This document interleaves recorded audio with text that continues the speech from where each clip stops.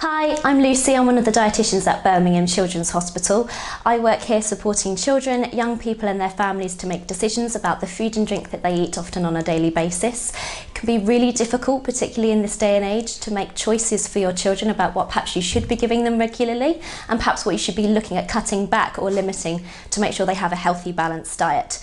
So here are my top 5 tips for making healthier choices for your children. Okay, so tip number 1 would be to look at the amount of sugar that your children would perhaps be consuming in their drinks. There is usually lots of hidden sugar or things that you would think that would be marketed as perhaps healthy, which actually have very, very high levels of sugar. And we know that sugar-sweetened drinks are often one of the main causes for over-consuming sugar in children. So simple swaps would be things like looking for no added sugar or sugar-free alternatives to the drinks that your children often consume, trying to avoid fizzy drinks where possible, and even taking a look at things like fresh fruit juice, which really should be limited to about 150 ml a day. Some people also try and incorporate this by diluting fresh fruit juice with water so they can offer it slightly more regularly during the day. So top tip number 2 would be to look at the fruit and vegetables that your children are having on a daily basis. We do know that most children don't manage to get in the recommended 5 portions of fruit and vegetables a day, and it can be particularly difficult for parents, as they will always tell me that it's the hardest food to get in the child's diet on a regular basis. They are often rejected, particularly vegetables, so it could be sometimes easier to leave it out or keep offering the same thing over and over again.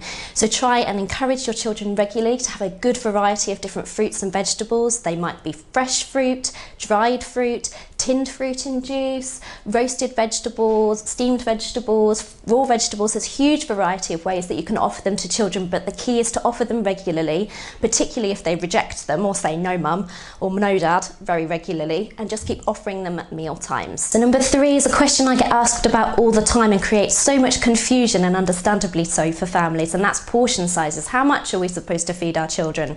So I use a really good tool with lots of the families that I work with, and that's particularly important when they have lots of children perhaps of different ages and they don't know how much to feed everyone and themselves.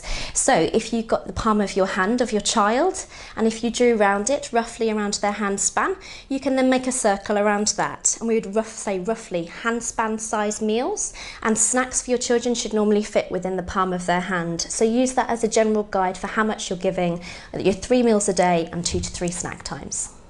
Okay, so tip number 4 would be to look at the snacks and get savvy about the snacks that your children are having. Sugar is often found in a lot of the snacks that we perhaps give our children on a regular basis. So things like biscuits, cake, and then there's crisps and chocolate.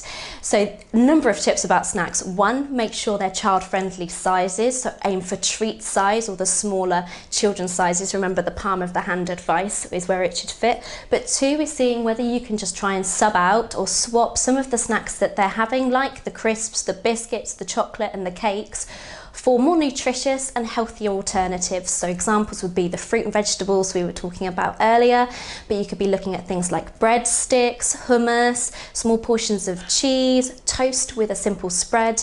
The Change for Life app also has lots of wonderful examples of how to swap some of your children's perhaps preferred snacks for things that would be slightly healthier and more nutritious.